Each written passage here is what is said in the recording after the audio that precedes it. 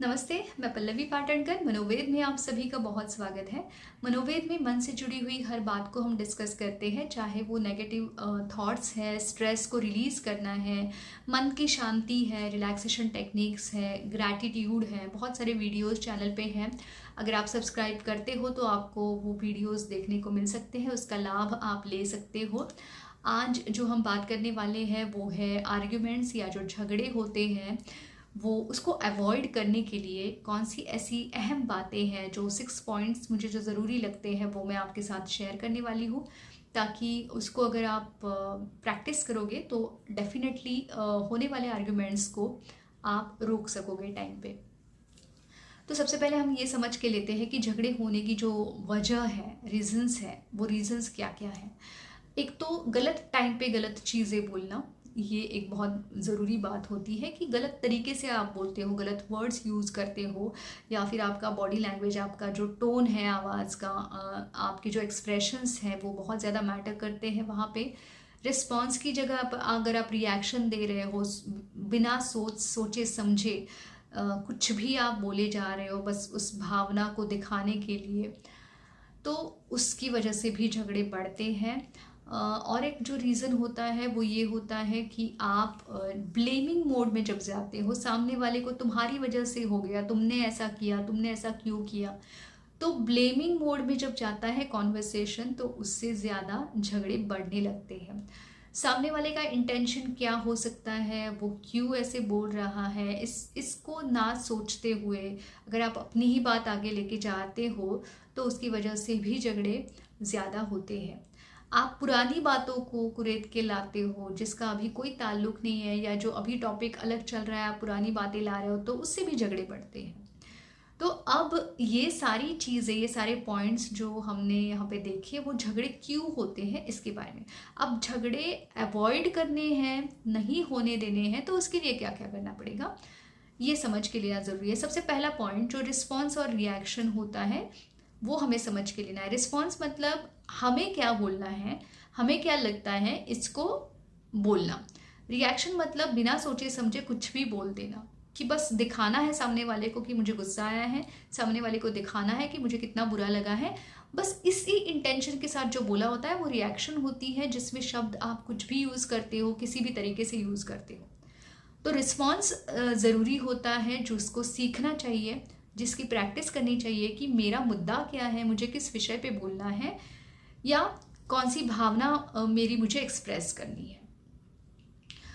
ये पहला पॉइंट हो गया। दूसरा पॉइंट हो गया टाइम, कि कौन से टाइम पे आप बोल रहे हो, वो बहुत मैटर करेगा। अगर सामने वाला व्यक्ति सुनने की पोजीशन में नहीं है तो उस टाइम पे आपकी बात कितनी भी सही होगी तो वो नहीं समझेगा। इसीलिए सही टाइम पे बोलना सीखना है, कि सामने वाला जब सुनने की पोजीशन में है तो उसी वक्त उस बात को बोलना, ये बहुत ज़्यादा ज़रूरी है। नेक्स्ट थर्ड पॉइंट हमारा जो है वो है हम using I statements. I statements बहुत ज़्यादा यूज़फुल होते हैं किसी भी कॉन्वर्सेशन को अच्छा आगे लेके जाने के लिए, जिसमें अगर आप आई से शुरुआत होने वाले स्टेटमेंट्स, मतलब मुझे ऐसा लगता है, मुझे गुस्सा आया है, मुझे बुरा लग रहा है, मुझे तकलीफ़ हो रही है, जो भी है मेरी फीलिंग है जिसके लिए मैं ज़िम्मेदार हूँ, ये मैसेज कन्वे होता है। तुम्हारी वजह से ऐसा किया, तुमने ऐसा किया, तुमने इसलिए कैसा, इसलिए मुझे गुस्सा आया। इसमें ब्लेमिंग मोड ज़्यादा होता है, जिससे जो झगड़े बढ़ते हैं। इसलिए आई स्टेटमेंट्स की प्रैक्टिस करना ये बहुत ज़्यादा ज़रूरी है। उसके ऊपर अलग से वीडियो है, वो आप देख सकते हो। अब नेक्स्ट जो हमारा है, हमारा जो आवाज़ है, आवाज़ का टोन है, हमारे जो फेशियल एक्सप्रेशंस और हमारी बॉडी लैंग्वेज, ये बहुत मैटर करती है कि आप किस तरीके से बोलते हो। क्या बोलते हो वो तो इम्पॉर्टेंट है, किस तरीके से बोलते हो ये बहुत ज़्यादा इम्पॉर्टेंट है। इससे ये होता है कि आप सही भी बोल रहे हो ना, लेकिन गलत तरीके में बोल रहे हो, गलत तरीके से बॉडी लैंग्वेज में, तो वो क्या सही है ये समझ में ही नहीं आता, बस गलत तरीका समझ में आता है किस तरीके में आप बोल रहे हो। इसीलिए वो तरीका बदलना है, बॉडी लैंग्वेज के ऊपर ज़्यादा ध्यान देना है।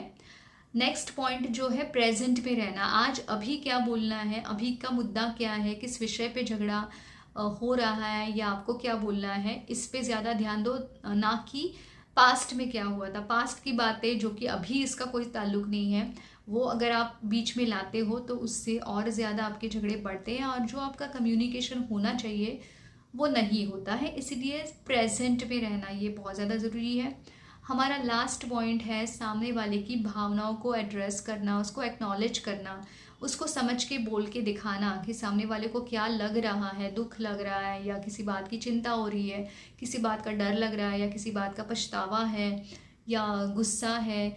तो ये आप अपने हिसाब से जो भी आपको लगता है आप समझने की कोशिश करके उसको पूछ सकते हो, बोल के दिखा सकते हो, ताकि सामने वाले को ये फीलिंग आएगी कि आप उसकी भावनाओं की कदर कर रहे हो या उसको समझने की कोशिश कर रहे हो, जिससे उसकी जो भावनाओं की इंटेंसिटी है वो कम हो जाती है और वो सामने वाला व्यक्ति आपसे बोलने के लिए ज़्यादा तैयार हो जाता है, मेंटली प्रिपेयर्ड हो जाता है।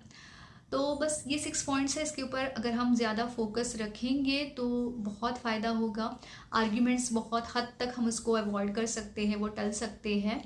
तो इसका ज़रूर आप प्रयोग कीजिए, वीडियो ज़्यादा से ज़्यादा शेयर कीजिए ताकि लोगों को उसका फ़ायदा मिले।